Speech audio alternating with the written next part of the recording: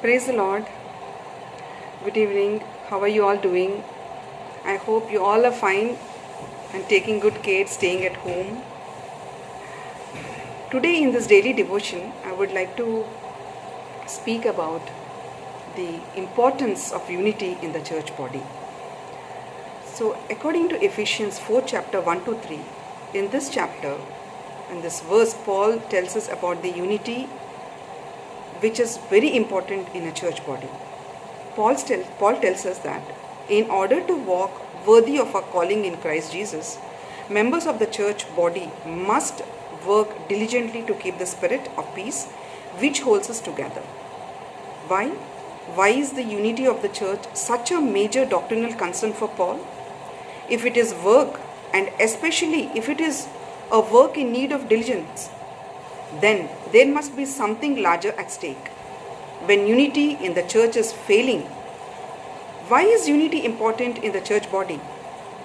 So, please allow me to offer three biblical reasons from Ephesians 4.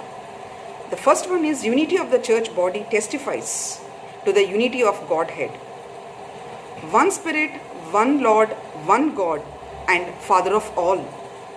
According to Ephesians 4 chapter 4 to 6, unity in the body of Christ should testify to the unity of God's eternal three-in-one, that is oneness.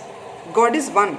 The Father, the Son, and the Spirit are unified in purpose and in essence as should be mirrored in the church body. When the body of Christ operates in disunity, it paints a false picture of God to the world. However, churches comprised of members who get past their introspectiveness and submit themselves to the vision and direction of the church body promote a more accurate picture of the Godhead to the world they are called to reach with the gospel of Jesus Christ. Thus, the second one is unity of the church body testifies to the unity of the gospel message. One hope, one faith, one baptism. Ephesians 4 chapter 4 to 6, unity in the body of Christ should testify to the unity of the gospel message. There is not more than one hope, there is not more than one hope for salvation. There is not more than one subject of faith who can save. There is not more than one baptism which identifies a born-again believer as a follower of Christ. When believers in the church body are divided, it communicates to the world that the message of salvation in Jesus Christ is subject to amendment or discontinuity. The unity of the church body must model the unity of the gospel. No wonder Jesus was so adamant when he prayed, "May they all be one, as you, Father, are in me and I am in you. May they also be one in us, so the world may believe you sent me." This is according to John 17th chapter 21 verse. Our lack of unity as Christians affects the world understanding of the testimony about Jesus Christ.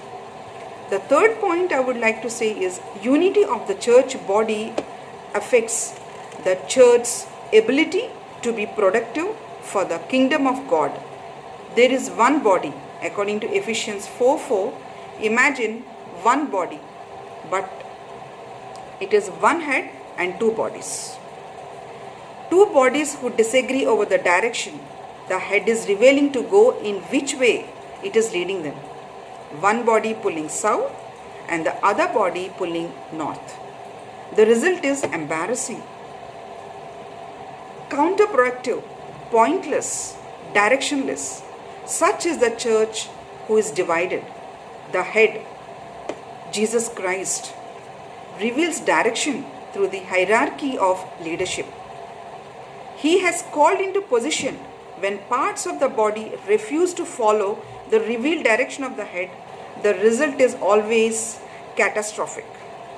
Thank God, Paul says there are not two bodies, there is but one.